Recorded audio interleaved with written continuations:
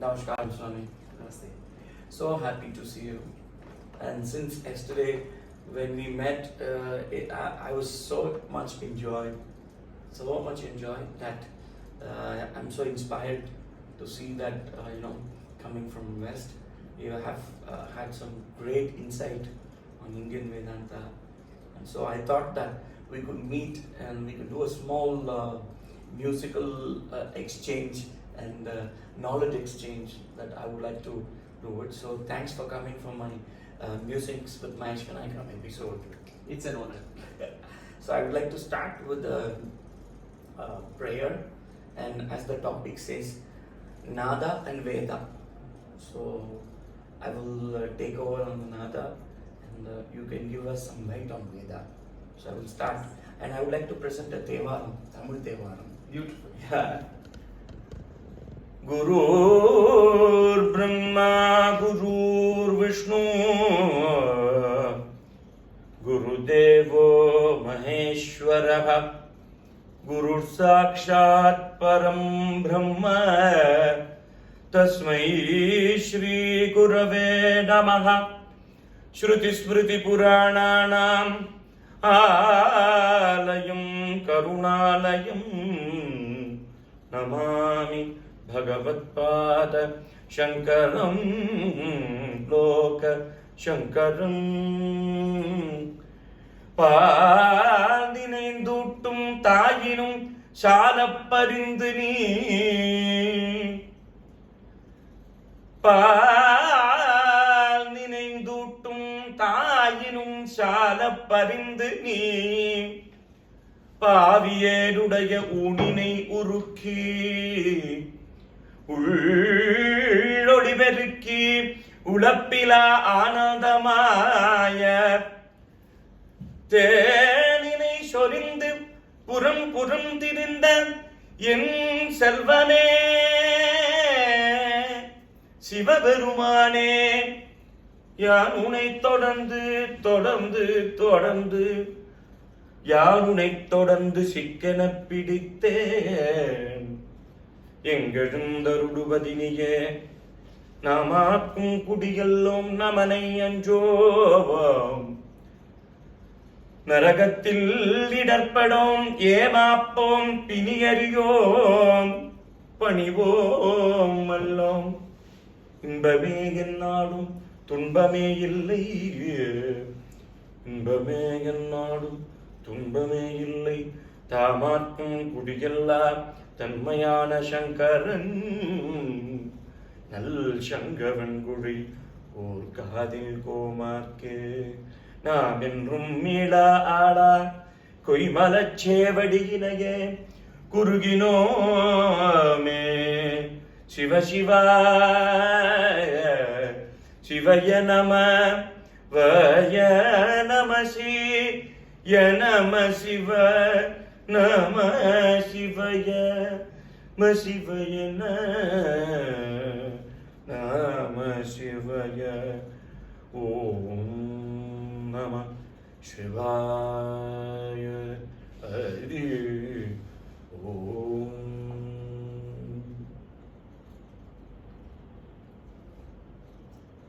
Beautiful.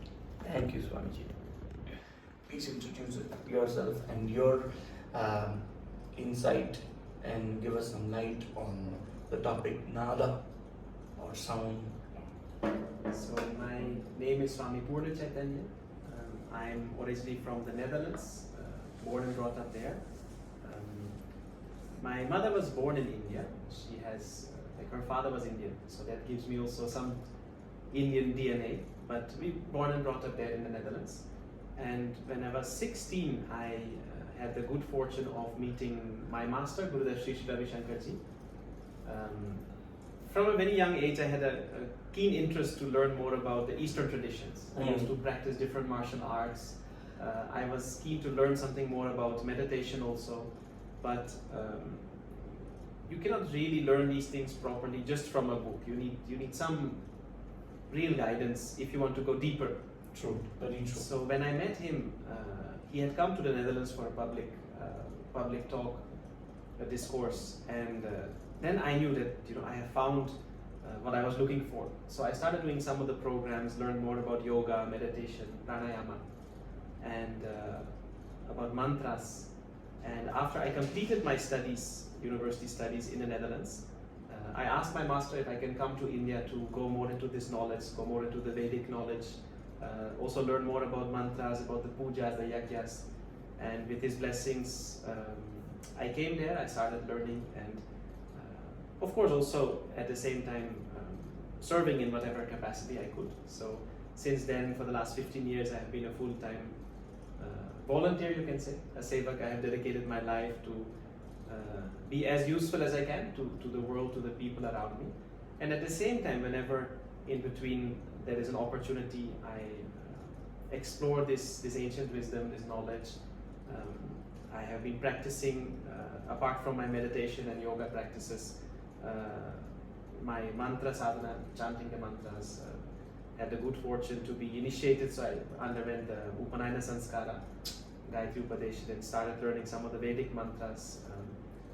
Also had the good fortune of being initiated also in Shiva Diksha, so the Panchakshari mantra, and we have been learning and performing pujas, teaching mantras too. Wow, it will be so good to hear those, and at least I know that it's a vast.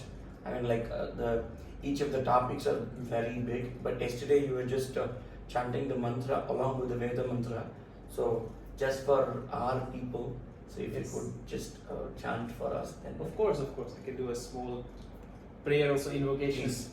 to Devi Saraswati, who is also the one who bestows the knowledge, wisdom, and after that we can explore a little bit as for what you shared. Please. Om Shri Gurubhyo Namaha Harihi Om.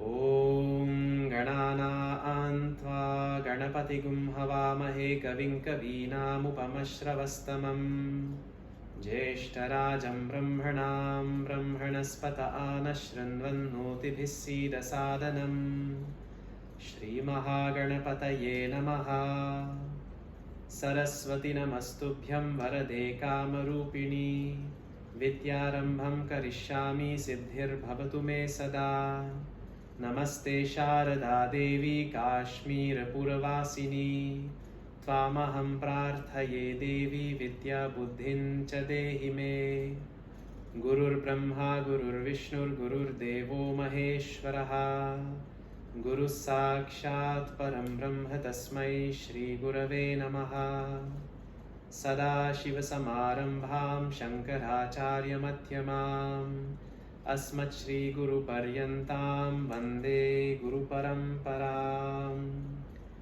Om Yas Chandasam Rishabho Vishwarupaha Chandobhyo Dhyamrataat Sambhabhuva Samendro Medhaya Aspranotu Amratasya Devadharano Bhuyasam Shariram Me Vicharshanam Jihva Me Madhumattama Karna Abhyam Bhuri Vishruvam Brahmana Koshosi Medhaya Pihitaha Shrutam Me Gopaya Om Shanti Shanti Shanti Medha Devi Jushamana Na Agaad Vishvachi Bhadra Sumanasya Mana Tvaya Jushta Nudamana Durukta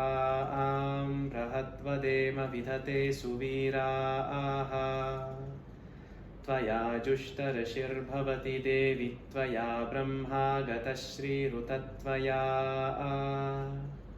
Tvaya Jushtas Chitram Vindate Vasusano Jushasvadravino Namedhe Medhama Indro Dadhatu Medhan Devi Saraswati Medhame Ashvina Mubhava Dhattam Pushkarasraja Apsara Suchaya Deva Kandharveshu Chayanmanaha Daivi Medha Saraswati Sama Medha Surabirjushatagasvaha Ama medha surabhir vishwarupa hiranyavarna jagati jagamyam Urjasvati payasa pinvamana sama medha supratika jushantam Mai medham mai prajam mai agnistejo dadhatu mai medham mai prajam Maindra indriyan dadhatu mai medham mai prajam mai suryo bhrajo dadhatu Om Shanti Shanti Shanti.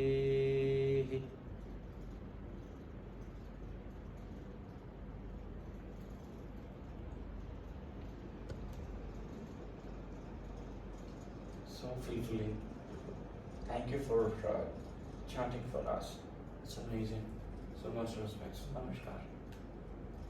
So coming to the topic, I have been exploring the sound. So just to give a little introduction for you, I'm Mahesh Vinayakram from the Music Legacy. My father, Vinayakram, is a Grammy Award winner, the first South Indian Grammy, and he has also been awarded the civilian Padma Shri, Padma Bhushan, and it started from my grandfather, T.R. Harihara Sharma, Brahmashri T.R. Harihara Sharma, who is the godfather of our music parampara. And I'm also happy to say that my daughter Guru Priya and my son Guru Prasad is the fourth generation continuing the musical legacy. Beautiful. And we are also ardent devotee of Mahaperiva of Kanchi, where I have spent the whole of my life, like almost I would say 20 to 22 years with my Guru. And he has lived for 100 years in Kanchipuram. So coming from those legacy, music is my path, and also I found my way where like music is my medium. So as I said, we were talking, I'm doing this music subject in thesis, my exploration on sound and nada.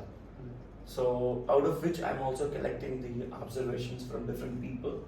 So I didn't want to restrict myself as thesis to put it as a doctorate and to say that I've done. I wanted to make it practical and also to help the people. So I'm making it as an experience more than the theoretical. I wanted to give the experience of the sound and the raga.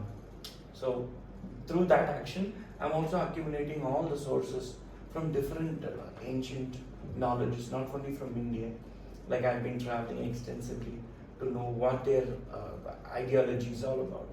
So I would like to hear, I'm eager to know your perspective and on nada. Whatever little I have understood, I have experienced, I can share. And like you said, it's a very vast topic.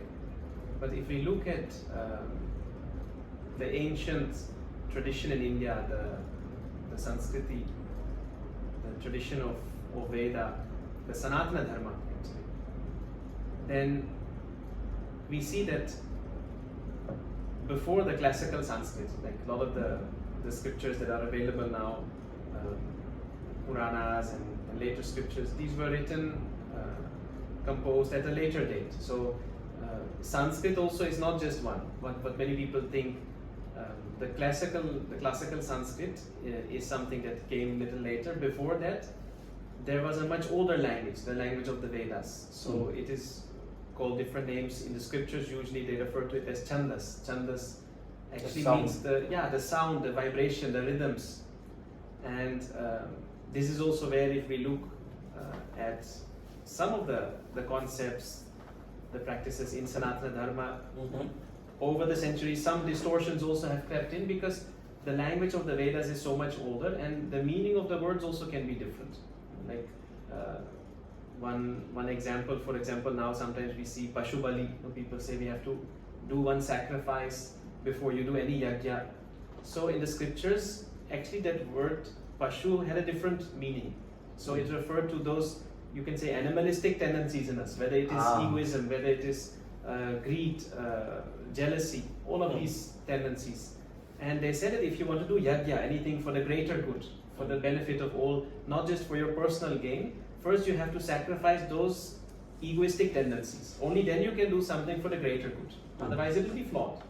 But then over time, the word Pashu also came to refer to animal because they say it displays some of those qualities or those tendencies.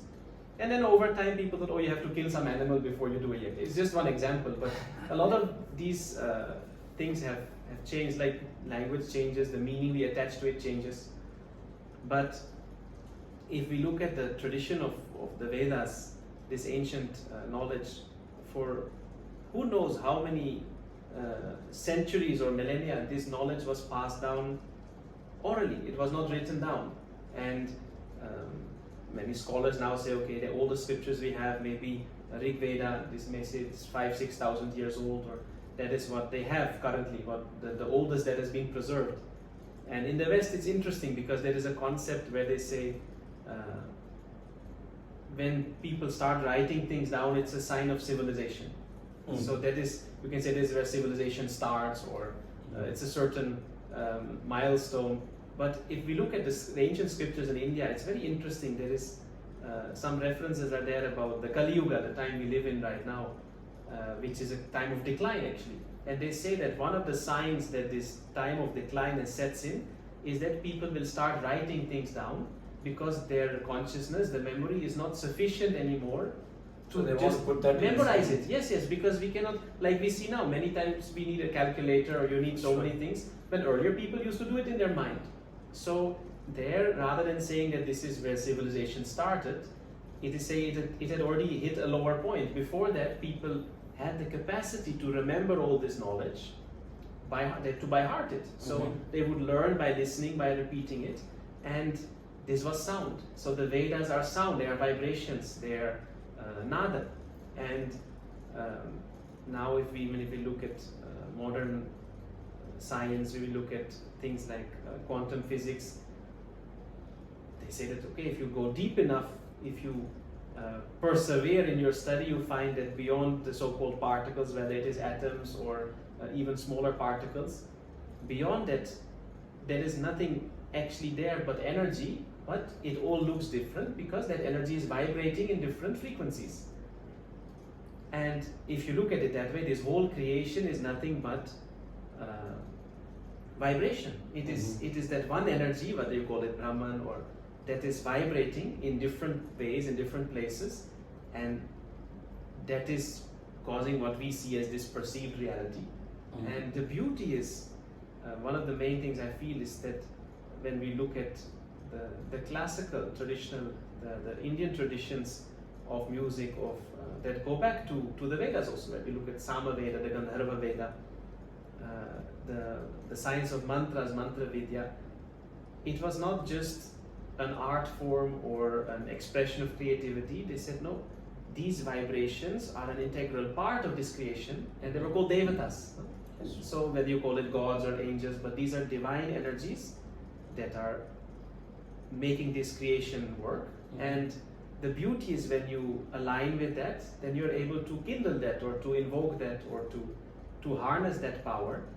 And that has innumerable benefits, where we see that music can heal very effectively. Music can allow you to connect with nature, like there are documented accounts where people, by being able to really connect with and sing a certain raga, they were able to make it rain, or to make nature respond or align, or we have these stories of people where they play a certain tune or they sing a certain tune, and then all the rats will follow. Or nowadays, of course, if you see snake charmers, they use drugs and all. But traditionally, there is a whole knowledge. There is a whole knowledge where they say certain sounds and vibrations are connected to different animals, different species, different you can say aspects or dimensions of nature. So it's something very profound, and for one like yourself, who is a real student or explorer of this ancient knowledge, it becomes a sadhana. It becomes also a means to realize your true nature, because the more you are aligned with nature, you can experience it. Like it's beautiful what you shared about that, even though it's a thesis, not just as a concept, but also as an experience, because it has to be an experience. If it doesn't lead to an experience, then it's incomplete. Yeah. That's very true. And also, speaking about the sounds and nada, like it's the saptaswaras. Saptaswaras are not only the align of the chakras. So Sajjamam, Rishabam, Gandharam, Madhyamam, Panchamam, Daivatam, Nishadam. Out of which of the Sajjamam and Panchamam are constant, like Sa and Pa, which is like first note and the fifth note are constant, and it's Prakriti. So sun and moon are Prakriti. So Prakriti Swaras. Riga Madani gives you changes. That's why it's called Vikriti. So out of the Sajjamam, Panchamam, it doesn't move. Riga Madani of 5 into 2 places. Re1, Re2, which is Suddha Rishabam, Chaturstha Rishabam. So like that we have a variation. 5 into 2 and 10. Plus along with the Sapa is a 12 sthana. 12 places of swaras. Out of which we stretch to 14 places. Out of which all these swarasthanas will lead you to a karta, which is called 72 Mela Karta system. Out of all this, Suddha Madhyamam and Pratyam Madhyamam, Ma 1 and Ma 2 variation will give the first 36, 6 into 6. The first 36 will be a Ma 1, Suddha Madhyamam. The second 36 is Pratyam Madhyamam. So out of this science, there is a genus and the species. So the kartas are called the mother, and then the children's are the born out of ragas. So this 72 parent ragas out of the swarasthanas leads you to innumerous combinations of minimum possibilities of 44,992 possible combinations, which are connected to the nadis. Beautiful. So the sound resonates not only on chakra, but also on the meridians and also on the layers, and on the psychic body, and on subconscious. So as we were just talking, it's just that it's very technically it is proven that certain ragas really align in such a way that it really makes you to that. For example, I give you a small example. There is no dosha on any swaras or ragas, but the guna is that. The quality and the significance of that note gives you that feeling. For example, let me give you an example of a Thai ragam called Maya Madhava Gaude, which is called Bhairav in North Indian tradition. So the scale goes like this: Sa Ri Ga Ma Pa Da Ni Sa Sa Ni Da Pa Ma Ga Ri Sa. This is Maya Madhava Gaude, and if you change one of the note, it becomes another raga. For example, Sa Ri Ma Da Sa Sa Da Ma Ri Sa. This is called Lavangi. So the Lavangi is a born out of raga from Maya Madhava Gauda. So to differentiate between Lavangi and Maya Madhava Gauda, Ri Ma Da Sa Da Ma Ri Sa, by adding and by subtracting the swaras, you get a combination. So it's a very deep science that to differentiate, it's that technically we say that it's Harimadasa, Sarigapasa and Harigapati with the Shadava, Audava, Sampurna combination of 5, 6, 7 notes. So minimum you need 4 notes to make a raga. And also there is a point of correlation and also contradiction of going beyond the thing. So it's a deeper science and math and a study of a raga. Besides this, as I said, when you experience the raga, that's a different feeling. So with that one note, you can change the flavor. This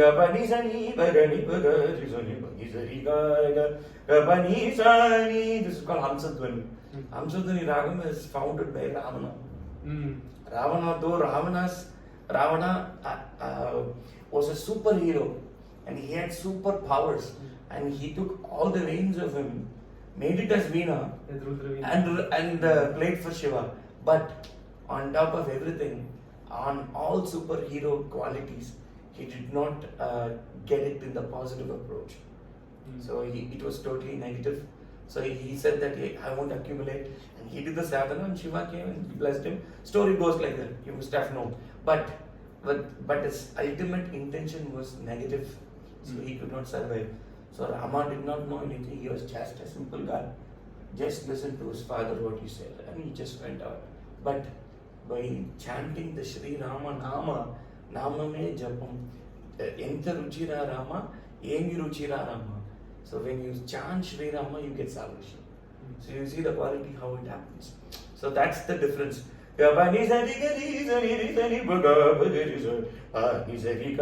a happy feeling.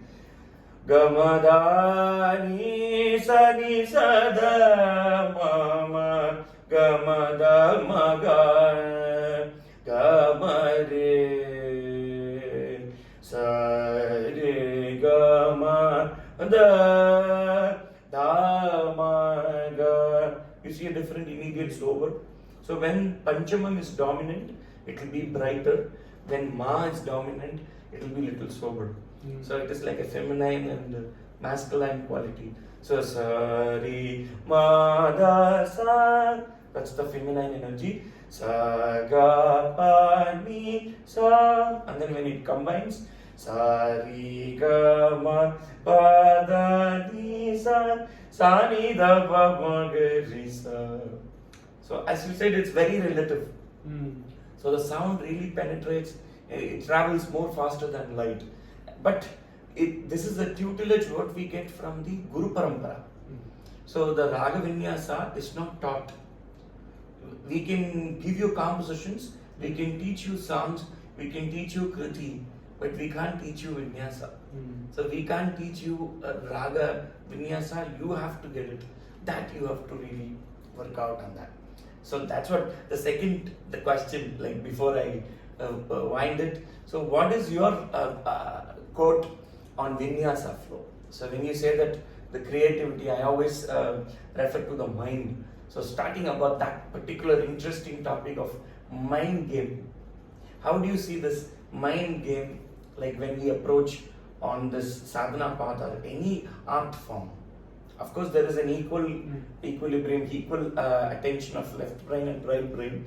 But for you, how do you see the human brain? See, the thing is, as you said, both sides are there, and we have to look into that. Like you said, even if your sadhana is perfect, one could say, but your intention, the feeling also matters. What is the feeling behind it? What is the intention? That is why in the scriptures also we talk about, like you said, prakriti, vikriti. Now, what prevents prakriti, that which is aligned with nature, which is your nature, from becoming vikriti, that which is something which deviates from it or which goes against it? That which prevents prakriti from becoming vikriti was called sanskriti. So if we look at the example of Ravana and Rama, like Ravana was one of the greatest pandits and devotees of Lord Shiva. That is why Sri Rama himself, when he had to do Rudrabhishek, the Sthapana of the Linga, he told Ravana, because you are the greatest pandit, you can only do it. He has a sadhak. So, but then, yes, of course, in the end, the intention matters, and Sanskriti, in the end, the best and the purest way to really receive it is from the Guru. That is why it has always been Guru and Rishi Parampara. Wow. From time immemorial, it was passed down by the Rishis, by the Gurus to their disciples. That is how this knowledge is still alive, and that is why if we want to really learn any art or any branch of knowledge, especially from the Vedas, the Vedic tradition, both Vedas and Agamas, Agama Nigama, both. It has to come from an Acharya, it has to come from Guru, because then the blessings of that parampara is behind it. We have limitations. We can only do so much, especially in today's world. It's not the same as before. Some people may say, yes, it's very developed, but at the same time, even the air we breathe may not be pure. Even the water we drink may not be pure. Earlier, these were the things used to purify. So in the same way, the challenge is that nowadays, in our such hectic lifestyle, in our society full of distractions, to be able to go deep into this knowledge, you need blessings. You cannot do it just by self-effort. Yes, self-effort is required, it's a must. But beyond that, the grace or the blessing of the master, of the divinity, and of the parampara is very much essential. And when it comes to, like you said, the mind is limited. So we can use all our intellect, you can put all your self-effort, but beyond that, the feeling also is essential. What is the devotion that you have, or and even when it comes to to any worship. I remember there was a big conference of Agama Pandits, priests in our Bangalore ashram, and our Gurudev gave a beautiful talk there. It was the convocation of our Agama Pathshala. So many of the priests from the main temples in Tamil Nadu had come because their children were studying there.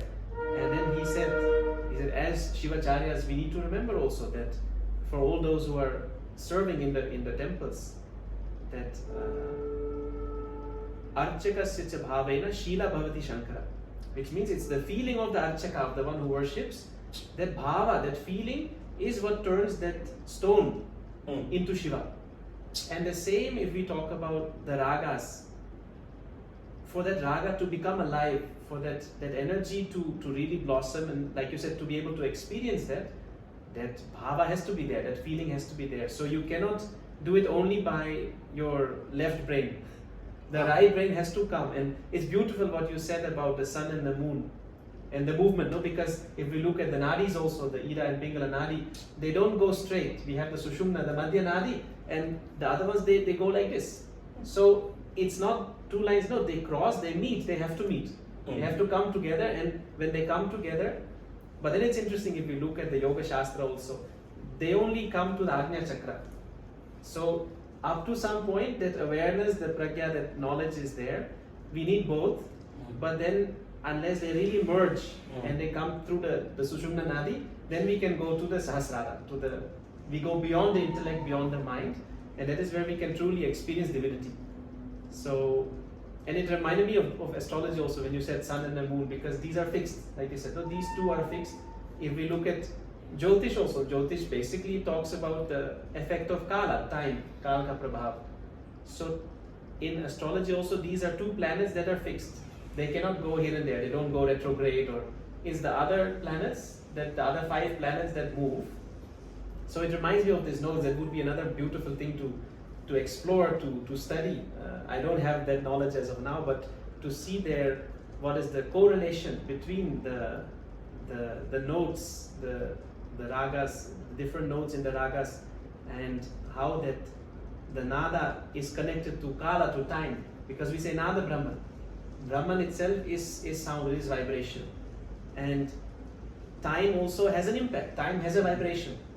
So if we see that these two planets, they don't move, the sun and the moon don't move, but the others, they move, and there can be prakriti and vikriti. But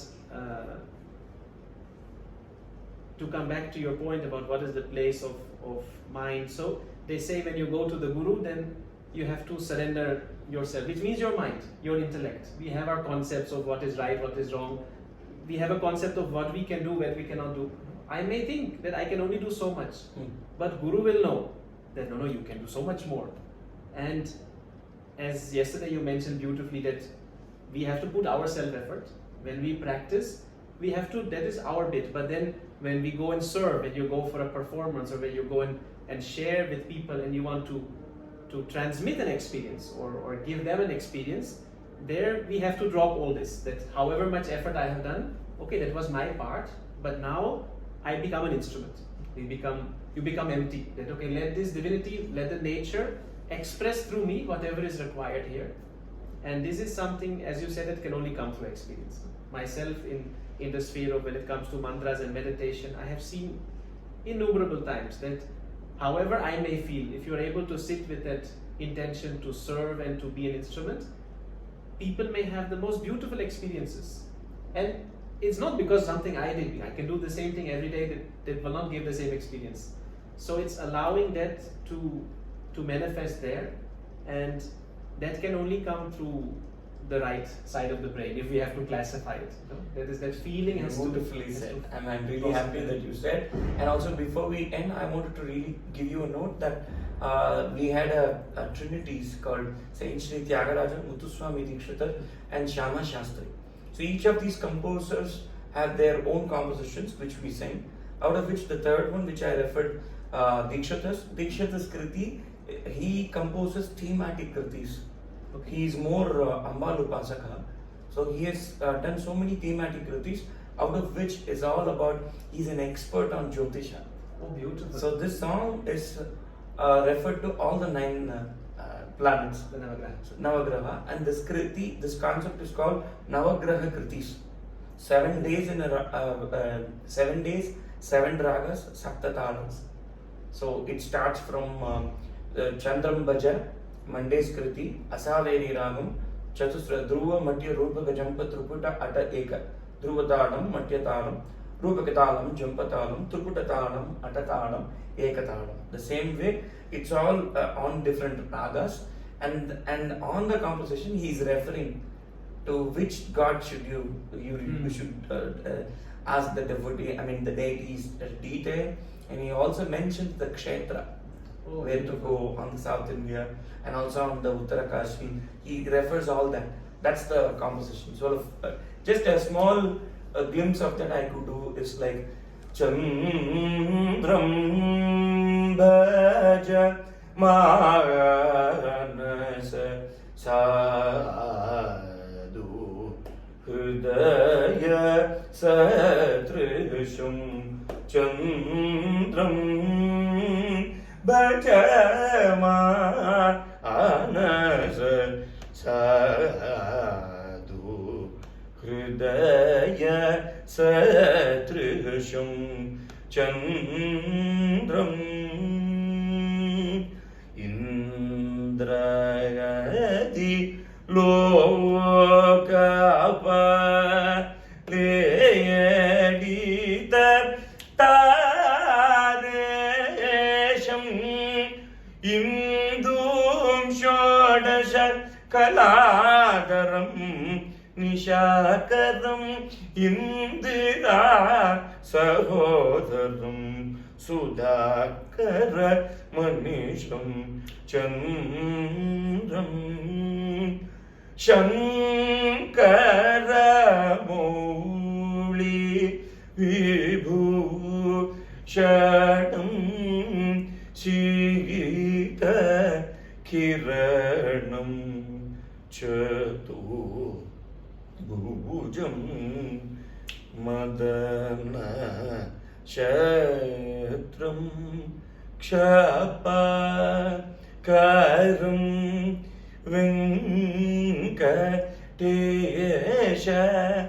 Nayanam Viran Mano Jananam Vidum Kumudam Mitram Viti Guru Avatram Sashankam Gishpati Chapa Nugraha Patram Saras Chandrika Davala Prakashagatram Kankana Keyuragara Makutaditaram Pankajaripum Rohidim Priyakara Chaturam Chandram. So this is one of the kriti. So like that we have Tuesday's kriti Angarakam Ashrayamyaham, Budham Ashrayamyaham for Wednesday's kriti. So Shri Shukra Bhagavan for Friday, and Divakara Dhanusham. So it has its own kriti and he speaks about that.